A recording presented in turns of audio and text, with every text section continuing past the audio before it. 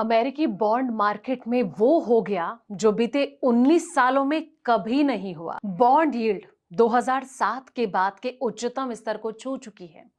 अगर इसे और आसानी से कहें तो दुनिया की सबसे बड़ी इकोनॉमी पर कर्ज का संकट गहराता जा रहा है। लेकिन सवाल यह है कि अमेरिका की इस वित्तीय सुनामी की आंच भारत तक कितनी पहुंचेगी? क्या आपके पोर्टफोलियो और भारतीय रुपए पर बड़ा खतरा मंडरा रहा है? आइए समझते हैं दोस्तों इस ग्लोबल भूचाल की पूरी क्रोनोलॉजी। नमस्कार, मैं हूं आपके साथ संध्या बिष्ट और आप देख रहे हैं द इकोनॉमिक टाइम्स इंडिया। अमेरिकी बॉन्ड पूरी दुनिया में ब्याज दर, डॉलर, निवेश का बेस तैयार करते हैं। वहां यील्ड बढ़े तो भारत जैसे इमर्जिंग मार्केट में पैसा निकल सकता है। यील्ड घटे तो शेयर, रुपए, बॉन्ड को राहत मिल सकती है। और अब आपको बताते हैं कि 30 साल का अमेरिकी बॉन्ड क्या है और अचानक क्यों इनमें हलचल तेज हो गई है। अमेरिकी सरकार खर्च चलाने के लिए निवेशकों से कर्ज लेकर ट्रेजरी बॉन्ड देती है और 30 साल का बॉन्ड खरीदने वाले लंबे समय के लिए सरकार को पैसा उधार देते हैं दोस्तों। बदले में ब्याज और मैच्योरिटी पर मूल रकम मिलती है। यील्ड वो रिटर्न है जिसके डिमांड जो है निवेशक करते हैं। मान लीजिए कि किसी बॉन्ड पर सालाना 5 रुपए मिलते हैं और कीमत 100 रुपए है, तो रिटर्न 5% हुआ। कीमत गिरकर 90 रुपए हो जाए तो वही 5 रुपए ज्यादा रिटर्न देंगे। इसलिए बॉन्ड बिकता है तो कीमत गिरती है और यील्ड बढ़ती है। अब यील्ड जो है 5.34% तक क्यों पहुंची? दोस्तों, पहली वजह बिगड़ती फिस्कल तस्वीर यानी कि सरकारी कमाई, खर्च, घाटा और कर्ज है। अमेरिका का पब्लिक डेट 40 ट्रिलियन डॉलर के ऊपर पहुंच गया।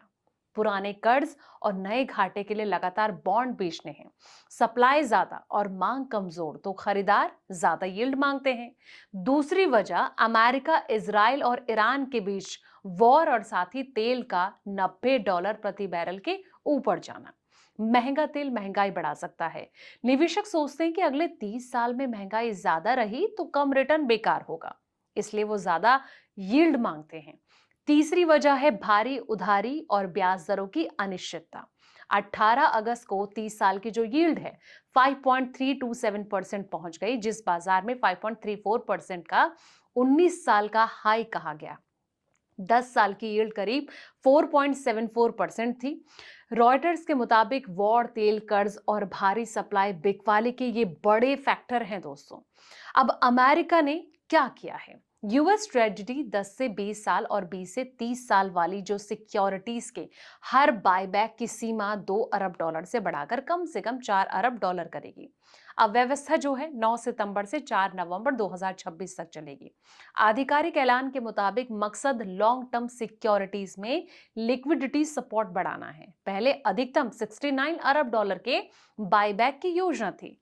बदलाव से कम $14 अरब जुड़ेंगे और सीमा $83 अरब हो सकती है। करीब 32.2 ट्रिलियन डॉलर के ट्रेजरी बाजार के मुकाबले ये जो रकम है छोटी है। इसलिए जो बड़ा इंपैक्ट है संदेश का है कि ट्रेजरी बाजार की जो परेशानी है इस पर कदम उठाया जाएगा। अब बायबैक कैसे काम करेगा? दोस्तों देखिए कि ट्रेजरी पुराने बॉन्ड खरीदता है जिन्हें कि ऑफ द रन सिक्योरिटीज कहते हैं। इनके बाद उसकी जो मैच्योरिटी है इसका नया बॉन्ड आ चुका होगा। नए बॉन्ड में ट्रेडिंग ज्यादा और पुराने में कम होती है और ट्रेजरी खरीदार बनकर पुराने बॉन्ड के लिए कैश और भरोसा देती है। अब न्यूयॉर्क फेड के मुताबिक ऐसे बायबैक पुराने बॉन्ड बेचने का नियमित मौका देकर लिक्विडिटी सुधारते हैं। कैश मैनेजमेंट बायबैक का अगला जो गोल है सरकारी कैश बैलेंस और शॉर्ट टर्म बिल में उतार चढ़ाव घटाना है। अब सवाल यह आता है कि क्या अमेरिका अपना कर्ज कम कर रहा है? जरूरी नहीं है। पुराने लंबे बॉन्ड खरीदने के लिए ट्रेजरी छोटे समय के बिल या दूसरी सिक्योरिटीज जारी कर सकती है, यानी कि कर्ज दूसरे मैच्योरिटी में जा सकता है। घाटा और कुल उधारी की जरूरत खत्म नहीं होती। ये फेडरल रिजर्व की क्वांटिटेटिव इजिंग यानी कि क्यूई है और क्यूई में सेंट्रल बैंक बड़े स्तर पर बॉन्ड खरीदकर मॉनेटरी पॉलिसी आसान करता है। यहाँ ट्रेजरी कर्ज की जो बनावट है और बाजार की लिक्विडिटी मैनेज कर रही है दोस्तों। तो जिस तरीके से कहीं ना कहीं अब अमेरिका में ये जो बड़ा संकट का पहाड़ टूटा है, इससे देखना यह होगा कि आने वाले वक्त में भारत समेत दुनिया भर के मार्केट पर इसका कितना इम्पैक्ट पड़ता है। इसको लेकर आपकी क्या सोच है, आपकी क्या राय है? कमेंट बॉक्स में जाएं, अपनी राय जरूर लिखें और इस रिपोर्ट को लाइक करें, शेयर करें, चैनल को सब्सक्राइब करना ना भूलें। ऐसे पल पल के अपडेट्स के लिए आप देखते रहें द इकोनॉमिक टाइम्स हिंदी।